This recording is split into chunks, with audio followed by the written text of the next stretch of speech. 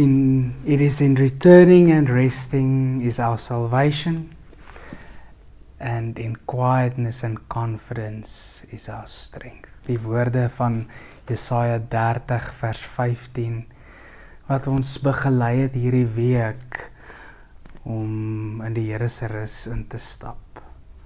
En is vir my merkwaardig hierdie tema van rus wat mens ook so kry, en dan hoor ons in Genesis 2, ons lees daarvan vers 2 en 3, op die 7de dag was God reeds klaar met die skepingswerk, en het hy gerus na al die werk wat hy gedoen het. Hy het die 7de dag as 'n gereelde rusdag ingestel en dit geheilig, want op daardie dag het hy gerus na al die skepingswerk wat hy gedoen het. Hierdie woorde, op die 7de dag was God reeds klaar met die skepingswerk, en het hy gerus na al die werk wat hy gedoen het. Ongelooflik dat die skepper van die heelal gerus het na die werk van sy hande. Soveel so dat hy dit ook as 'n ritme, as 'n opdrag, as 'n riglyn in die lewe ingebou het, as 'n gereelde rusdag ingebou het. Ek wil jou uitdaag, uitnooi, 'n aanbod aan jou maak. Oor hoe kan jou lewe lyk wanneer jy doelbewus 'n rusdag vir die Here deel maak van jou lewe? Om te rus,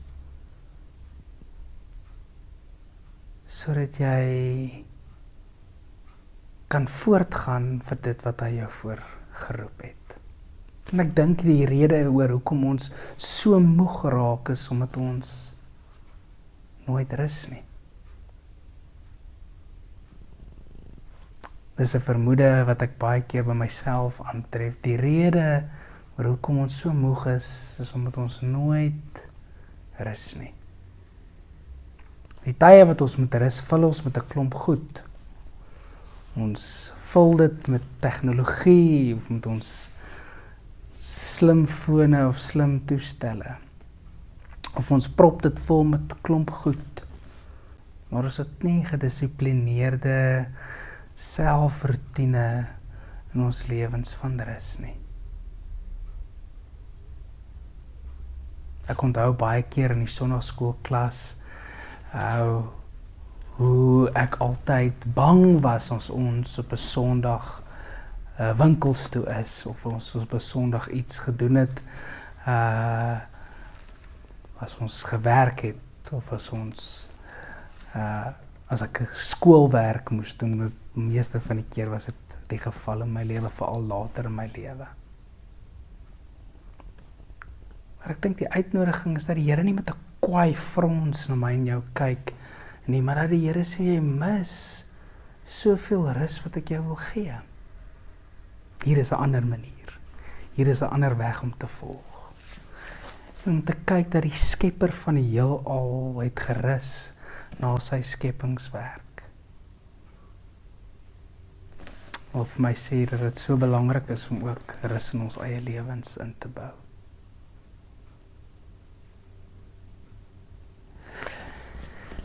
Wanneer ons nie die heeltyd besig is nie, wanneer ons nie die heeltyd ons tyd kwantifiseer in produktiwiteit of in omskakel, omdat my tyd is geld. Maar wanneer jy dit een kant laat en in rus ingaan, sê jy eintlik ook, ek is afhanklik van die Here. Ek is nie die som totaal van al my produktiwiteit en besig wees. Ek is meer as dit. Mag jy die Here se rus ervaar, mag jy hom ernstig opneem as hy jou uitnooi om tot rus te kom. Dankie Here, dat hierdie liggame vir ons gegee het, maar dat ons ook die beperktheid of die begrensheid daarvan raak sien. Here, gee vir ons rus.